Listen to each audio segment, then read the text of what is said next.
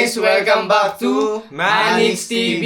At kung bago lang kayo sa YouTube channel ni Sir, don't forget to Like, share, and subscribe! and hit the notification bell para Lagi kayong updated sa mga Totoo. Manix happenings. At ngayon guys, mag-vote nga pala kami tatlo. Yan. Sino yung maibig? Ayun na. May 4 points kami para ibigay sa mga maibig dito. Kung sino mga namin naisipan. Then may 1 points naman para Iligtas. sa iligtas. Para panligtas yun. Sino yun? Kaya, Sino ang unang... Sino ba i-evict natin mga par? Kwento kayo. sa akin naman, Kasi sa pagtatagal ng ko sa Manix simula natin nagka-promotion na tayo. Mga para sa akin. lumiko rin yung dust natin, naligaw yung Yun, ganun. naisip ko Hindi rin pati yun tayo nabibigyan ng promotion. Hindi mo sa nagkakatama ako pero totoo lang sinasabi ko. nawala sa focus. Yan talaga. Kaya, kung sisimulan namin, kewak na. Ako, kung sisimulan ko, si Primo muna. Kasi may damdamin si Primo din sa ano yun eh. Parang si Kurt kasi nakayuko eh. Mas malungkot sa akin. May dinadama ka ba dun sa taong yan? Meron. Wala akong pera. Maraan eh. Ganun. Wala nang pera. Pero, Biggest, pero dumarating. seryoso. Pero nakakalungkot din no kasi may mga may mga maiibig na Hindi naman natin ginusto pero nangyari. Totoo. Kailangan talaga natin bumoto. Ganun. Wala eh. Pero sasabi ko sa'yo, sa taong maibig ko, wala naman sama ang loob. Totoo lang naman ang sinasabi namin tatlo. Totoo. Marami din naman tao dito para masave yung tao. Kaya I think di niya naman deserve mabigyan ng points. Oo. Kasi mabait naman. Mabait naman siya.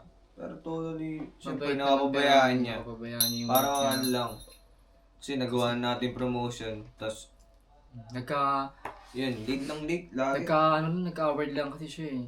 Tapos, ayun. Hindi na kami napapansin. Ganun. Oo, ang tagal na rin. Ang tagal na rin nung huling nakakuha ko sa kanya, di ba, Wak? Ganun. Ako kahit isang beses, umabot ako ng 1.1 Ako, million, hindi pa ako nakakakuha ng... Oo, di ba? Ako may promotion ako Promotion. last month pa hanggang ngayon. Nagawa ko na yung promotion hanggang ngayon wala pa din bayad. Oo. Ganun. Nasaan na? Wala. Nakahiga lang ata yun eh. Wala. Hindi nasikaso, no? Hindi mo siya nagpapatama ako Pero, Pero syempre wala samahan ng loob. Anyway, about pala sa may points ko na 3 points, pinag-isipan ko naman ito na gagawin ko naman siyang 4 points kay Ate Andrea. Yun. Medyo masama din siguro loob ko. Di naman sobra, wala din naman kasi nga mga di naman ako nagawang ko rin yung paraan kung paano ako nagka-pera dito, kung paano ako pumasok sa yung mga promotion. Kaya, parang saan pa din Ate Andrea. Yun, wala samahan ng loob, di ba? Ganun.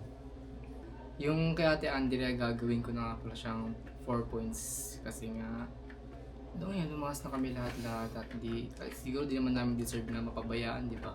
Kasi ginagawa rin naman namin yung best namin, pati yung mga work namin dito, sana maging fair tayo kasi hindi naman porque nagkaroon ka ng award ay kailangan maging hayahay sa pagtungtong dito. Di ko man sa inaano, pero napansin din namin na medyo lumaki na rin yung ulo ni Ate Andre. Simula na nangyari yun. Kaya 4 points para kay Ate Andre. Yung 1 point. point mo, kung nakalimutan. 1 point ko kay kay Merfect. Missy. So, isi-save mo si Perfect? Yep. Okay. Dahil So, bakit? si Merfect, sobrang bait sa akin ni Merfect kahit ganun nagawa sa akin. Sobrang halaga sa akin ng taong yun. Hindi ko malilimutan yung mga kabaitan sa akin. At sa lahat ng ginawa niya, para sa akin ay sa akin si Merfect dahil sobrang halaga sa akin ng taong yun na sobrang bait. Kaya deserve niya mapunta sa kanya yung 1 point. Hindi niya deserve mapunta ma-evict sa labas kasi nga nagkatrabaho siya para sa pamilya niya at kailangan din siya ng pamilya niya. Kaya kailangan niya magtrabaho ng magaling din ng work hard talaga. Kaya 1 point para kay Mike. Yeah. Next. Ikaw na, Wak. Hindi ba rin mo Okay, ano? Ako muna. Ako. eviction ko ay vote ko kay Ate Andrea 4 points. Siyempre mabigat ng 4 points, di ba? Pero siyempre Ate Andrea, pag trabaho mo. Hindi mo kailangan pabayaan yung trabaho mo porque meron ka nang ginagawa sa Manila, may mga ibang doon pa rin yung focus mo sa pinigil sa yung trabaho ni Sir Manix about sa promotion. Siyempre Ate Andrea, hindi masama love ko sa'yo, pero kailangan din naman namin yung perang yun.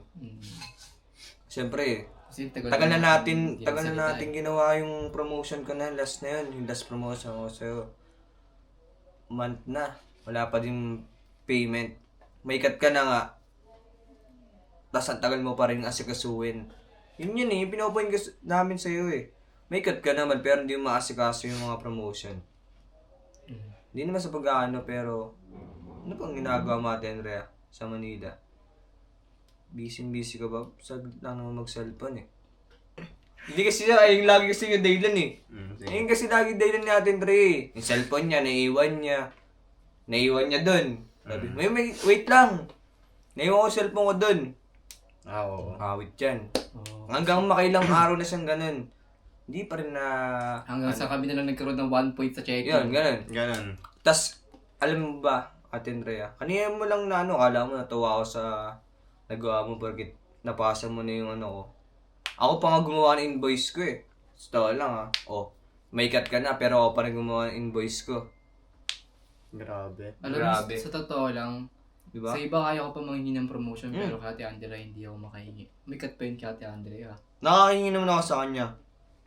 Pero, kung aasikasuhin natin, Andrea, grabe. Buti ka talaga ng Siyam. 1 to 2 months bago mabayaran yung promotion mo nagawa na.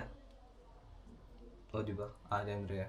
Kaya, masasabi ko sa'yo, di masama loob ko sa'yo, pero yung trabaho mo, dahil inaasikaso mo. Yun lang. Just yung 1 point ko pala, siyempre, panligtas ko yan sa kapatiran ko, sa primo. Siyempre, kailangan natin magtagal dito at kailangan natin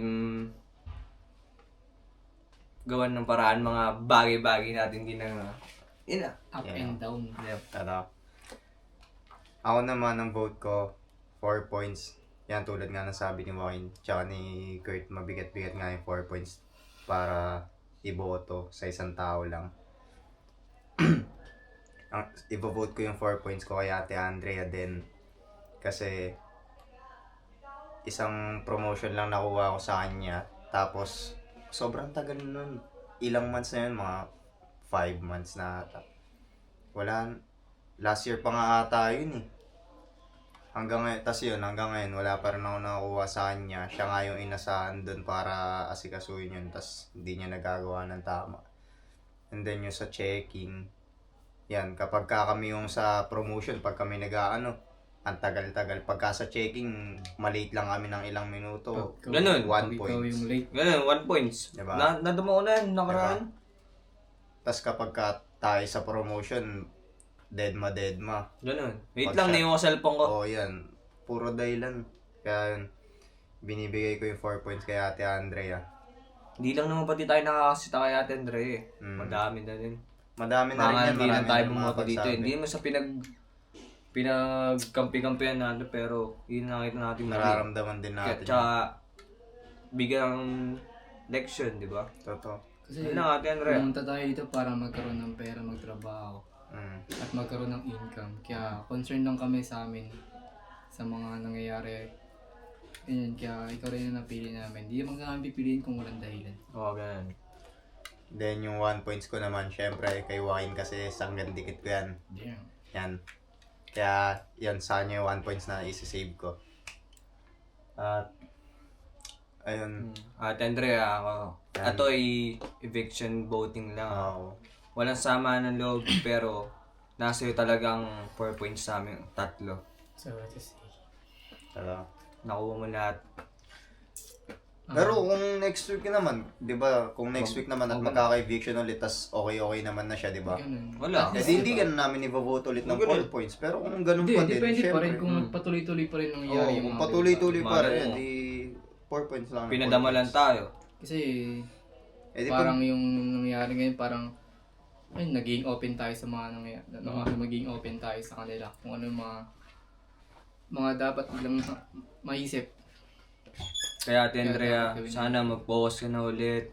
Balik mo yung dating Andrea, yung laging nalabas dito, laging... Oo. Pause lang. Laging active. Lagi Tuma- nakikita. Huwag kang mawawala sa goal mong nandito ka dito simula. Huwag kang maliligaw. Yun lang. Yun lang, Ate Andrea. Kakapamilya tayo dito.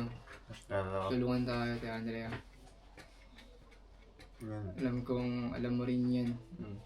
Kasi yun, syempre, wala naman tayo magagawa. Syempre, decision natin to at sinabi rin nila na dapat totoo yung boto natin. Tsaka, yun nararamdaman talaga natin. Ang hirap naman makipagplastikan pag ganun. Alam ka naman bumoto tayo ng 4 points. Hindi naman talaga na deserving. ganun. Ano? Di ba? Di Bigay na tayo kawawa. ng 4 points na talagang dun. Isa akin. Kaya naman parehas lang tayo ng una pa lang. Tinanong natin sarili natin, sino po boto natin? Halos Oo, siyempre. tatlo kami. Naisip namin, ay si Ate Andrea kasi nga about promotion. Siyempre, ang pinagkabalaan na dito, pera.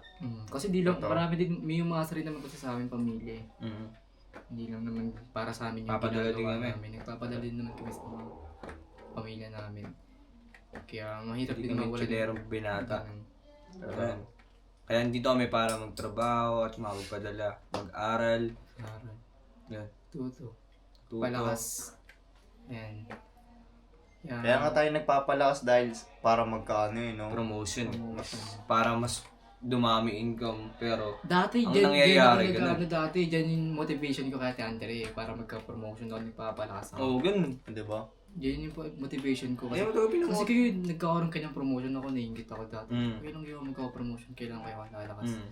Yun, yung ginawa ko motivation para magka-promotion kay Ate Andre. Kasi halos dati kayo Pero ngayon nagkakaroon ka na o wala ka din. Mabot na ka ng 1.1 play, wala pa rin ka nagkakaroon. Hindi ko pa binibigyan ni Ate Andrea. Grabe naman. Di ba? Yung nakaraan muntik na, sabi niya, ay susunod ka na lang pala. Oo. Ganun naman niya Ate Andre. Kasi, imbis na i-lock tayo ni Ate Andrea sa lahat ng mga contacts niya dun sa management, sa Viber, apps. Ang ginagawa, yung gusto niya yung mag-iintay lang pasok. Oo. Yung papasok lang bigla sa kanya yung mga chat. Ganun gusto Oo. niya. Hindi siya Ay, hindi siya yung lalapit. Hindi siya Kumbaga, yung gusto niya lalapit sa kanya, crush siya. Yun, di tayo magkakapera dyan, Ate Andrea. Kilos o galaw. Hindi Kaya niya nga sinesend may cut yung eh. buong list nung buong list ng listahan Kaya- natin. Nahuli lang namin yun nung time na kailan ba yun? Yung Kababalik mo lang Mm. nung nakaraan, 'di ba? Inanok mo lang kami lahat sa contact mo nung nasabihan ka namin. Oo, di ba? Tsaka mo lang ginawa. Tsaka yung kay Matt. Ano sabi mo? Oo, yung kay Matt. Kasi sinabi ni Matt sa akin na may promotion daw siya. Nag-message na daw dun sa Viber. Tas sabi ni Andrea, wala daw. Ni Ate Andrea. Tas yun, nung sabi ko, wala daw Matt eh. Tas ganito ganyan. Tas nung pagkatingin niya, sabi ni Matt, meron na daw. Pagkatingin niya doon sa cellphone, meron nga, hindi niya lang tinitignan. Oh, 'di ba? Ay, Inumuna niya yung iba.